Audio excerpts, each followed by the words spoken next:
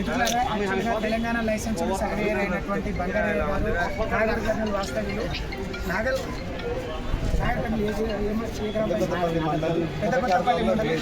పెద్దకారకొండ village నుంచి licence పొందినటువంటి బంగారయ్య గారు మన తెలంగాణ లైసెన్సింగ్ సర్వే వ్యవస్థలో కూడా ఎప్పటి నుంచి కూడా మనతో పాటు తోడ్పాటై ప్రతి ధర్నాల్లో కూడా పాల్గొని ప్రతి కార్యక్రమంలో కూడా పాల్గొని తన యొక్క ఫ్యామిలీని ఈరోజు పోషించుకోలేని పరిస్థితుల్లో ఈరోజు దిగులు చెంది తన హఠాత్ మరణం జరగడం అయినది. దీన్ని చింతిస్తూ యాక్చువల్గా వాళ్ళందరూ కూడా వాళ్ళ ఫ్యామిలీ వాళ్ళందరూ కూడా నోటీస్తూ ఉన్నారు. పాప అతనికి 1.5 year ముందే కూడా మ్యారేజ్ జరిగింది. అండ్ ఈ మ్యారేజ్ అయినప్పటి నుంచి వాళ్ళ యాక్చువల్లీ ఫాదర్ గారు సర్వేయర్గా ఉన్నప్పటి నుంచి ఆయనకు ఆ సర్వే అనే ఫీల్డ్ ఎంకరేజ్మెంట్ అయ్యి సర్వేయర్గానే జీవితం కొనసాగించాలని లైసెన్స్ వ్యవస్థలోకి రావడం జరిగింది. లైసెన్స్ వ్యవస్థలో పాస్ అయ్యారు, సర్టిఫికేట్ తీసుకున్నారు. అండ్ ఎప్పటి నుంచో కూడా తను ఎంతగానో ప్రయత్నం చేస్తున్నాడు ఈ లైసెన్స్ సర్వేలో.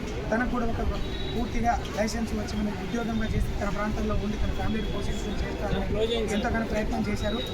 కానీ ఈ ఫ్యామిలీని పోషించుకునే ఆర్థిక ఇబ్బందులు భరించలేక తన మనశ్శాంతిని చేయలేక చాలా దిగులు చెందుతూ ఈరోజు మన కేర్ హాస్పిటల్లో ఇక్కడ అనుకోని పరిస్థితుల్లో ఇలా మరణించడం జరిగింది. దీన్ని చాలా చింతిస్తున్నాం.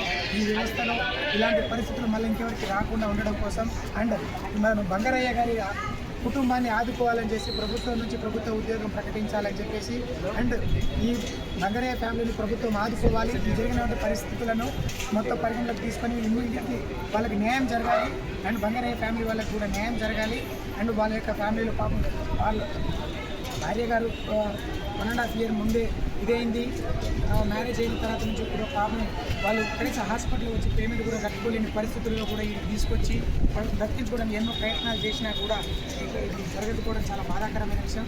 కాబట్టి ఇదంతా కూడా మిత్రులారా దీన్ని దృష్టిలో పెట్టుకుని ప్రభుత్వం దృష్టికి తీసుకెళ్లి సీఎం గారి దృష్టికి ఇది ఇమ్మీడియట్లీ బంగారయ్య గారికి న్యాయం జరగాలి, వాళ్ళ ఫ్యామిలీకి న్యాయం జరగాలి. మరెవరికి కూడా ఇలాంటి పరిస్థితులు రాకూడదని చెప్పేసి కోరుకుందాం. మీరందరూ కూడా దీన్ని సహకరించాలని చెప్పేసి వాళ్ళ ఫ్యామిలీ గారి నుంచి కూడా ఒకసారి అమ్మ మీరు ఇప్పుడు మీకు ఎట్లా చూసుకునే కూడా ఏమైనా ఇబ్బందులు ఉన్నాయా, ఆర్థిక ఇబ్బందులు ఉన్నాయా? అంత పెద్దమ్మ కాదు సార్ నైరాత్ హాస్పిటల్ ఇబ్బందులు అంటే ఉండిపోయి సార్. ఇంకా మా ఫ్యామిలీ విషయాలు ఇట్లా పరిస్థితులు ఉంటాయి. ఇంకా మళ్ళీ వెళ్ళక ఇంకా ఏదో ఒకటి ఇప్పుడు ఇది రాకపోయే జీవితం వల్ల ఇంకా ఏం చేసుకొని బతకాలనే ఆలోచన కూడా ఉండింటుంది. ఇప్పుడు వచ్చేటేమో ఏదో ఒకటి చేసుకొని బతుకుడు భార్య భర్త, ఇది రాలేదు అది రాలేదు, ఎక్కడ ఒక పరిస్థితి లేక కూడా కొంచెం చింత చేసినట్టు అయింది. పరిస్థితులు అంటే అక్కడికి వచ్చి మేము న్యాయం చేయడానికి ప్రయత్నం